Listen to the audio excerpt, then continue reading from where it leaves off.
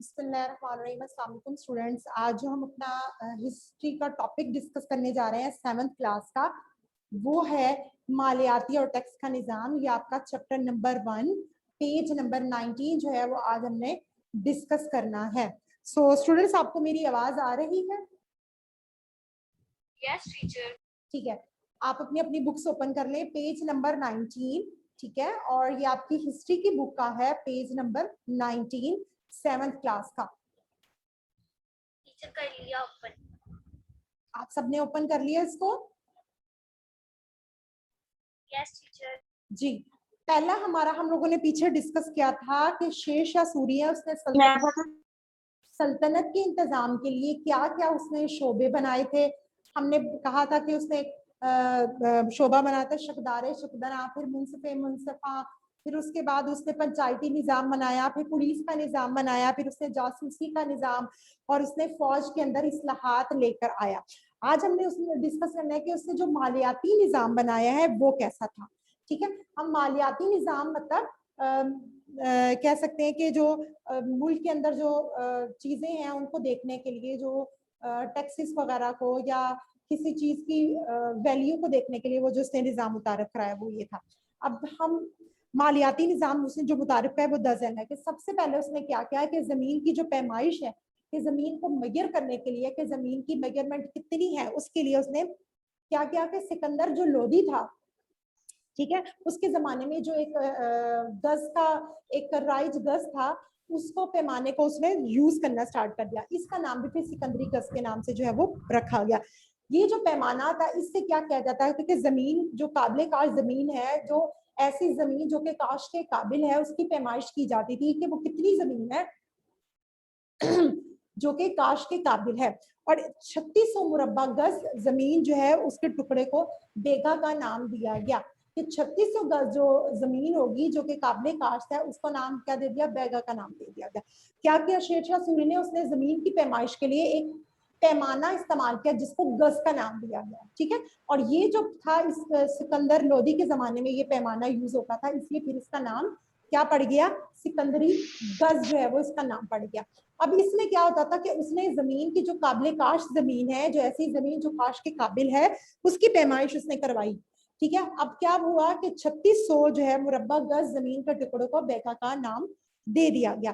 फिर उसने क्या किया कि हर जो बैगा था, ठीक है, उस पर जमीन पर शरह मालिया मुकर्रर की कि ये जमीन जो है वो जितना हमें कह ले उशर देगी, जो हमें टैक्स देगी वो होगा। ठीक है, अब जो कुल पैदावार का 1/3% था, अगर मतलब किसी किसान की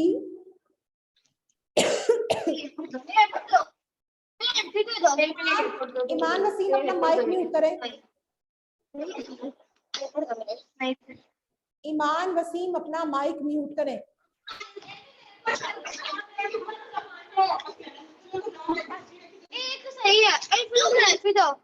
ईमान आप अपना माइक म्यूट करें फौरन। अब क्या उसने किया, मैंने आपको बताया बैगा। अब वो जो बैगा है क्या, बैगा पर जमीन पर शरह ईमान आप अपना माइक करें। यस, हर जो बैगा था उस जमीन पर शरह मालिया मुकर्रर की गई कि वो जो जमीन है वो उसमें से हुकूमत को कितना हिस्सा मिलेगा, हुकूमत को कितना उसमें से प्रॉफिट मिलेगा। अब क्या है कि कुल पैदावार का 1/3% जो है वो मुकर्रर किया गया।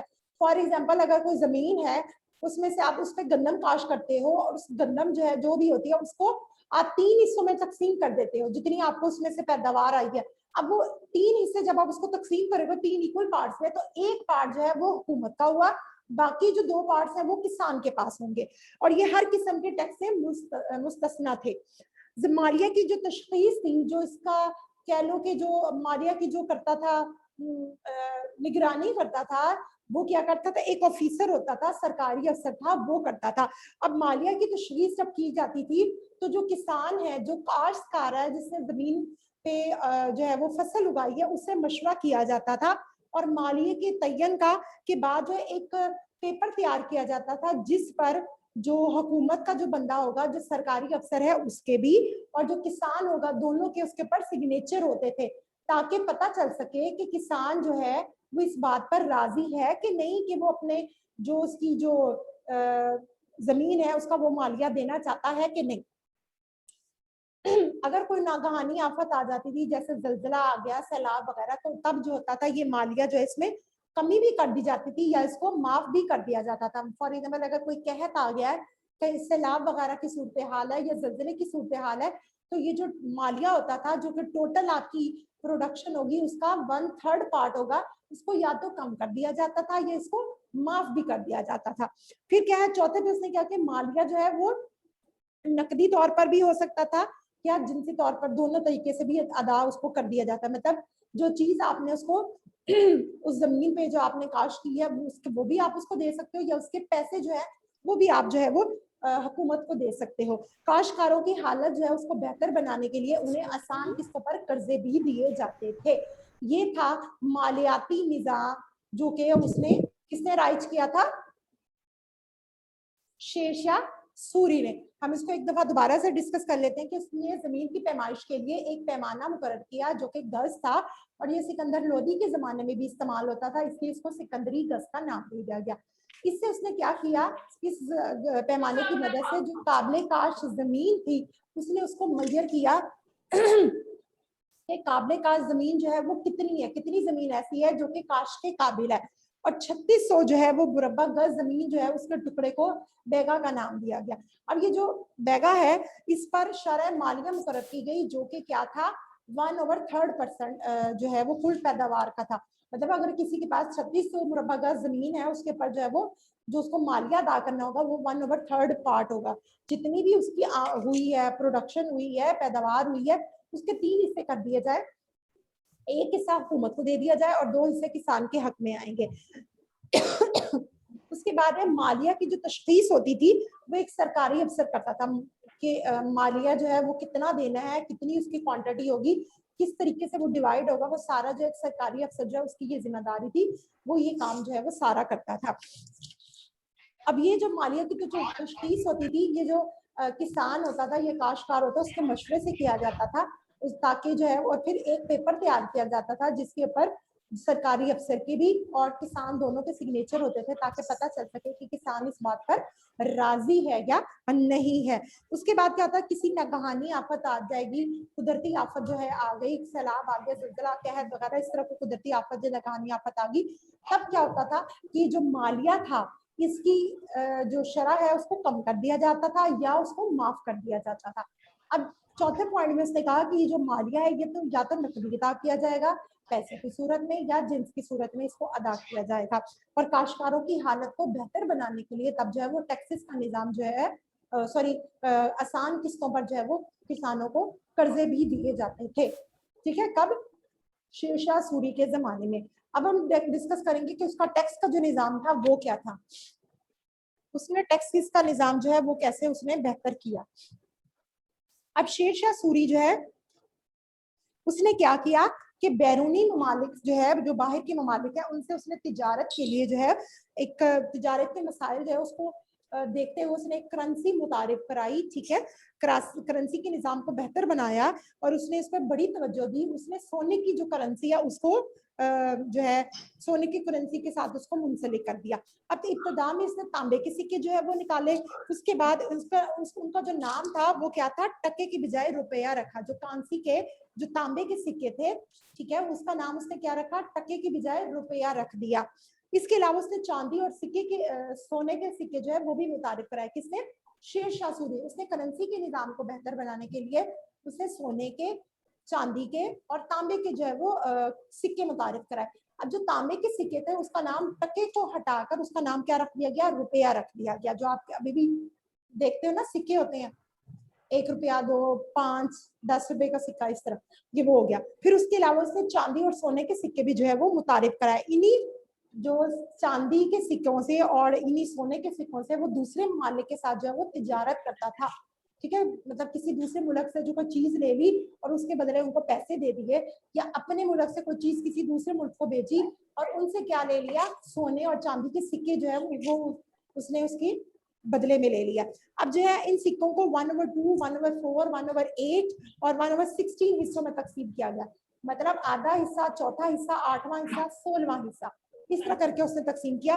यही जो सिक्के हैं बाद में अठन्नी, चवन्नी और उसके बाद दुवन्नी और अकन्नी के नाम से मशहूर हुआ। अब ये जो है आप अपने जितने भी स्टूडेंट अपने फादर से, मदर से या अपनी नानो दादों से पूछिएगा, उसका ये जो है वो होते थे चवन्नी, अठन्नी। तब ये सिक्के जो होते थे, जो पैसे होते थे, उनका नाम ये होता था अठन्नी, चवन्नी, कन्नी, दुवन्नी। ठीक है, अब तो रुपया आ गया ना, लेकिन पहले ये चीजें जो है वो होती थी, जो भी सिक्के होते थे उनके नाम ये होते थे। अब शेरशाह ने क्या किया, तिजारत को उसने फरोग देने के लिए, तिजारत को बढ़ाने के लिए उसने क्या किया, बहुत से काम किए। तिजारत को फरोग देने के लिए शेरशाह सूरी ने बहुत ज्यादा काम किया। उसने बहुत से जो गैर जरूरी जो टैक्स थे वो उसने माफ कर दिए और ताजरों पर ज्यादा जो उसने टैक्सेस का बोझ नहीं डाला। जो गैर जरूरी टैक्स थे उसने वो माफ कर दिया। किसी भी किस्म का जो क्या कहते हैं माल होता था उस पर ज्यादा से ज्यादा 2 टैक्स लगाए जाते थे। अगर कोई बंदा कोई माल बाहर बेचने जा रहा है तब टैक्स होता था, या वो कहीं से अपने मुल्क में ला रहा है तब टैक्स होता था। सिर्फ ये 2 टैक्स जो है वो वहां पे मौजूद थे, और हर किस्म का जो अंदरूनी कस्टम टैक्स था वो भी माफ कर दिया गया।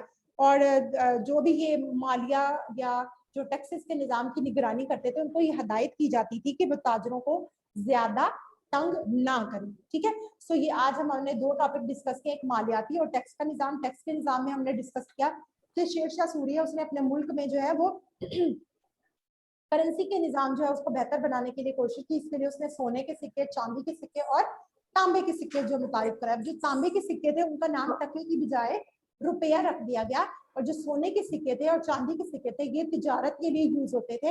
अगर किसी दूसरे मुल्क से उसने तिजारत करनी थी तो वहां भी ये सोने और चांदी के सिक्के इस्तेमाल किए जाते थे। मतलब अगर कोई अपने मुल्क की कोई चीज कहीं दूसरे मुल्क में बेचनी है तो उनसे क्या है, उस चीज के बदले सोने और चांदी के सिक्के ले लेंगे। इसी तरह आपने अगर किसी और मुल्क से अपने मुल्क में कोई चीज लानी है तो वो भी आपने उसके बदले उनको सोने और चांदी के सिक्के दे देने हैं।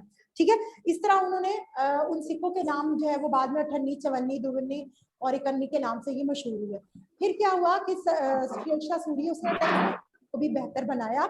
उसने जो है बहुत से जो गैर जरूरी टैक्स है उनको माफ कर दिया ताकि जो ताजर है उन पर बोझ ना पड़े। फिर उसने जो है सिर्फ 2 टैक्स होते थे, एक था कि कोई अपने मुल्क में चीज लेकर आ रहा है तब टैक्स लगता था, या अपने मुल्क से बेच रहा है तब टैक्स लगता था। ये 2 टैक्स उसने मुतारिफ कराए थे। इसके बाद उसने क्या किया कि जो मालिया के अफसरान थे या टैक्स लेने वाले जो अफसरान थे उसको उसने कहा कि उनको कि आपने ताजरों को गैर जरूरी जो है वो तंग नहीं करना। सो ये आज का हमारा इससे रिलेटेड कुछ पूछना है? No teacher. चले अब आप ऐसा करें, अपनी जियो की बुक से ओपन करें। आज हमने चैप्टर नंबर 2 स्टार्ट करना है जियो की बुक का। Excuse me teacher. Yes teacher ji वो उस दिन आप क्वेश्चन लॉन्ग क्वेश्चन के निशान लगवा रही थी, जो से बाकी के 4 रह गए थे, तो उनमें जो सा लास्ट वाला था ना उसपे लाइन कट हो गई थी, इसलिए समझ नहीं आई थी इसकी, तो आप वो फिर से बता देंगी? चले अभी पहले हम जो अपना लेक्चर डिस्कस करें उसके बाद जो है फिर मैं आपको लगवा दूंगी। ठीक है, जियो की बात कर रहे हो ना आप? यस टीचर, उस दिन नेट प्रॉब्लम की वजह से 7 वाला क्वेश्चन मिस हो गया था। चले मैं आपको उसको अभी करवा देती हूँ। लास्ट क्वेश्चन था वो अभी मैं आपको करवा देती हूँ। चले पहले हम वो कर लेते हैं और उसके बाद फिर हम आगे करते हैं। आज हमने चैप्टर नंबर 2 स्टार्ट करना है और ये पेज नंबर है आपका, कौन सा पेज है चैप्टर 2 पे? 15 पेज नंबर 16 है। 16 और टॉपिक हमारा कौन सा है? टॉपिक है आर्याकारी और इसकी इकसाम।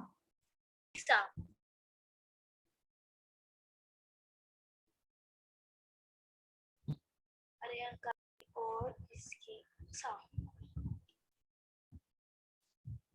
जी आप लोगों का कौन सा लास्ट क्वेश्चन रह गया था फर्स्ट चैप्टर का? यस टीचर, लास्ट चले आप उसको नोट कर लें। लास्ट हमारा क्वेश्चन है आतिशफिशा पहाड़ों की इकसाम और तकसीम बयान करें। आतिशफिशा पहाड़ों की इकसाम और तकसीम बयान करें। इसका आंसर है स्टूडेंट्स पेज नंबर 11 पर। पेज नंबर 11 ओपन कर लिया। यहाँ पे आपको नजर आ रहा है आतिफिशा की इकसाम और तकसीम। Yes, teacher. जी, यहाँ से स्टार्ट होगा। आतिशफिशा 3 किस्म के होते हैं जिनकी तफसील दी गई है। पहला है जिंदा आतिशफिशा, इसकी भी डिटेल आ जाएगी। खफ्ता आतिशफिशा, इसकी भी डिटेल। और लास्ट पे है मुर्दा आतिशफिशा, इसकी भी डिटेल। इसके बाद है आतिशफिशा की इकसाम, ये उस तकसीम। ये आतिशफिशा की तकसीम जो है, ये भी पूरा पैराग्राफ जो है आपका इसमें आ जाएगा। Okay, teacher, निशान लगा लिया। Thank you. Most welcome. और किसी को कुछ मसला है?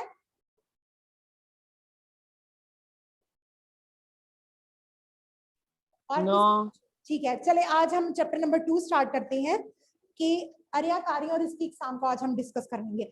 जमीन की जो बलाई सतह है, जो ऊपर वाली सतह है जहां पे हम रहते हैं, जब वो टूट फूट का शिकार हो जाती है और इसके जो नीचे वाले हिस्से हैं वो हमें नजर आना स्टार्ट हो जाते हैं, तो उस अमल को अमले अर्याकारी कहा जाता है। ठीक है, क्या होता है कि जब जमीन की बलाई सतह है, ऊपर वाली सतह है, जब वो टूट फूट जाती है और हमें जमीन की जो अंदर वाली सतह है, जो जहरी सतह है, वो नजर आना शुरू हो जाती है या वो जाहिर होने लग जाती है, तो उस अमल को क्या कहा जाता है? अर्याकारी कहा जाता है। सबको क्लियर हो गया? Yes Yes, teacher. जी, क्या होता है बताएं मुझे आप में से कोई। टीचर, जब हम जिस जमीन पे हम रहते हैं वो टूट फूट का शिकार हो जाती है, अंदर से नजर आना शुरू हो जाता है, तो उस अमल को आर्याकारी अमल कहते हैं। जी, तो और इसके जो जेरी हिस्से हैं वो जब जाहिर होने लग जाते हैं, सतह जमीन पर नजर आना शुरू हो जाते हैं, उसको अर्याकारी कहा जाता है। कहते हैं कि जैसे ही जू जो है वो जमीन की अंदरूनी ताकतें जमीन सतह जमीन से बाहर आने लग जाती हैं, तो वहां पे एक बड़ा हिस्सा बुलंद कर देती है।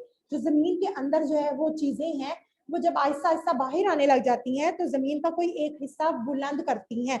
इसके बैरूनी अवामिल क्या होंगे? दरिया है, ग्लेशियर, सूरज वगैरह इसकी सतह को हमार करने के लिए इसकी काट छांट शुरू कर देते हैं, और जो हासिल जुदा जो चीज है उसको अपनी असल जगह से उठाकर नए मकाम पे ले जाते हैं। तो क्या कह रही है कि जब जो है जमीन अर्याकारी का अमल होता है, तो जमीन से जो चीज निकलती है वो एक बुलंद शक्ल में जो है जमीन से निकल आती है।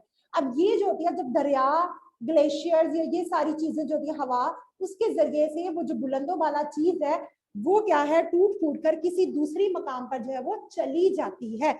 इस तरह जो है सती नकूश की तोड़ फोड़ और अमले इंतकाल को अर्याकारी कहा जाता है। ठीक है, कि वो जो टूट फूट का अमल हुआ है और मुंतकिल हो गई है, उस जगह से दूसरी जगह आ गई है, जो टूट फूट का शिकार हो गया, उसको क्या कहा जाता है? अर्याकारी कहा जाते हैं। अर्याकारी ये शिकस्त और रिखत की इस्तिलाह इन तमाम अवामिल को बयान करने के लिए इस्तेमाल की जाती है जो जमीन की सतह कि जो चीजें जमीन की सतह को तोड़ते हैं और जो जमीनी जो मवाद है उसको जाया करते हैं, उन सबको वो सारे जो है वो अर्याकारी में शामिल हो जाती हैं।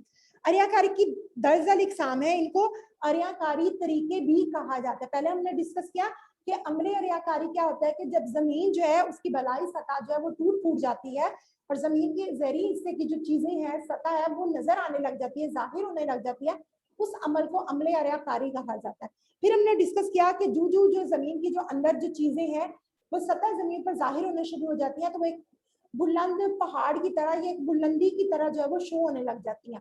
अब फिर क्या होगा कि दरिया, ग्लेशियर, हवा, सूरज की गर्मी और बाकी जो दूसरी चीजें, उनकी वजह से ये जो बुलंद जो जमीन से चीजें निकलती हैं वो बुलंद होकर जब नजर आती हैं वो टूट फूट का शिकार हो जाती हैं।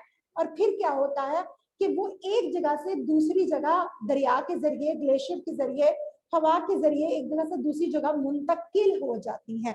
अब ये जो चीजें टूट फूट का शिकार होती हैं और जो मुंतकिल होती हैं उसको क्या कहा जाता है? अर्याकारी कहा जाता है। अब कहते हैं सारी चीजें अर्याकारी में शामिल होगी जो कि जमीन में टूट फूट का काम करती हैं या जो किसी चीज को तोड़ने फोड़ने का काम करती है, वो सारी जो है वो अर्याकारी में शामिल हो जाएंगी। अब अर्याकारी की जो इकसाम उन्होंने कहा 3 है। एक है अमले फरसूदगी। अर्याकारी की कितनी इकसाम है? 3 इकसाम है।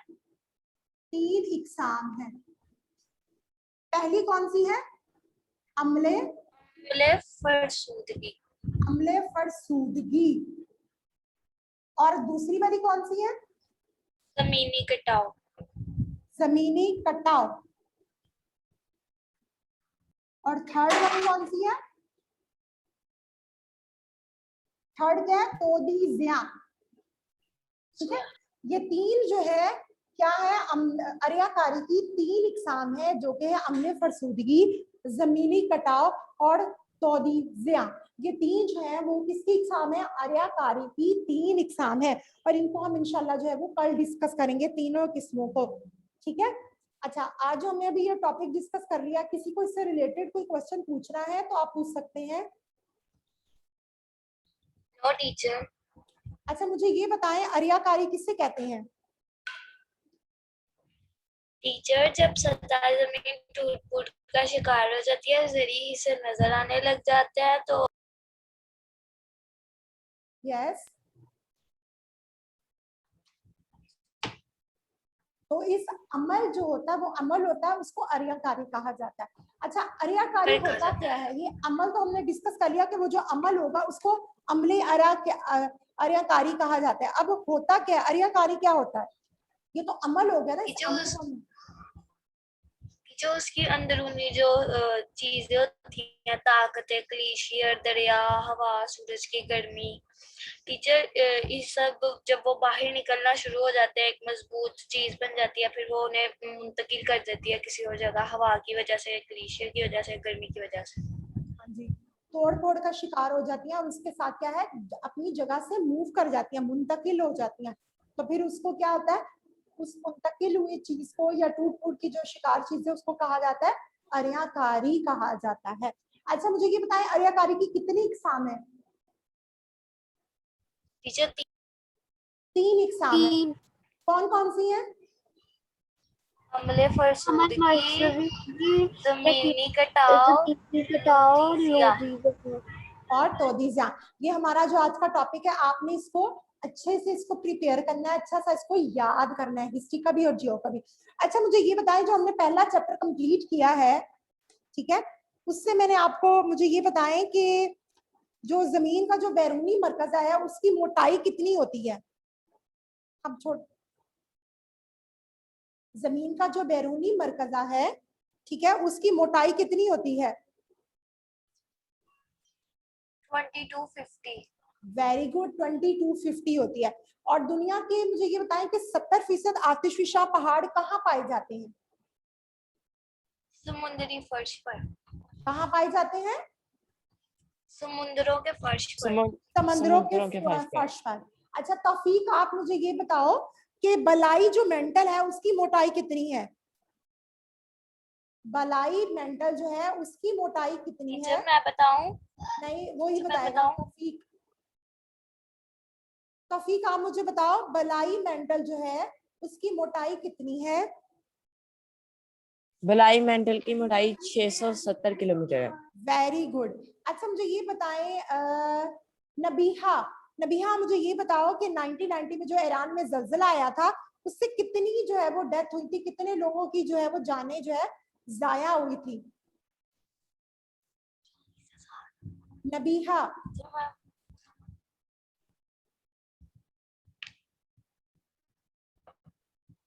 और कोई बताना चाहे? मैं बताऊं? यस। 40,000। 40,000 जो है वो 1990 में जब ईरान में जल्जला आया तो उससे 40,000 जो लोग हैं वो मुतासिर होते हैं, उनको जानों का नुकसान का सामना करना पड़ा। अच्छा मुझे ये बताएं सायरा यूसुफ, आप मुझे ये बताओ कि जल्जले की जो शिद्दत है उसकी पैमाइश के लिए एक आला इस्तेमाल किया जाता है, उस आले का नाम क्या है? टीचर आवाज नहीं आ रही। बेटा आपको सिर्फ नहीं आ रही, बाकी सारे स्टूडेंट्स को आ रही है। और कोई मुझे बताए, शहर मानो, आप मुझे बताओ। आवाज नहीं आ रही। अरूज आप मुझे बताएं। सीमोग्राफ।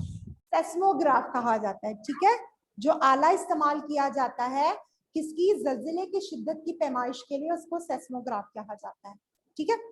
अच्छा मुझे ये बताएं, जमीन की जो प्लेटें हैं उनके नाम, जमीन की जो प्लेट्स हैं उनके नाम कोई बताएगा? 7 प्लेटें जो हमने डिस्कस की थी, नाम उनके। यस मैम, मैं बताऊं? जी, कौन बताएगा आप में से?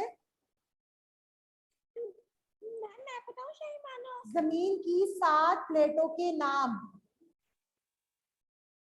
बहरुल काहिर की प्लेट, शुमाली अमेरिका की प्लेट, आवाज नहीं आ रही आप लोगों की। बहरुल काहिर की प्लेट, शुमाली अमेरिका की प्लेट, जनूबी अमेरिका, गुड। और Eurasian plate, Eurasian African plate और plate, Antarctica plate, Australian plate. Very good, very good.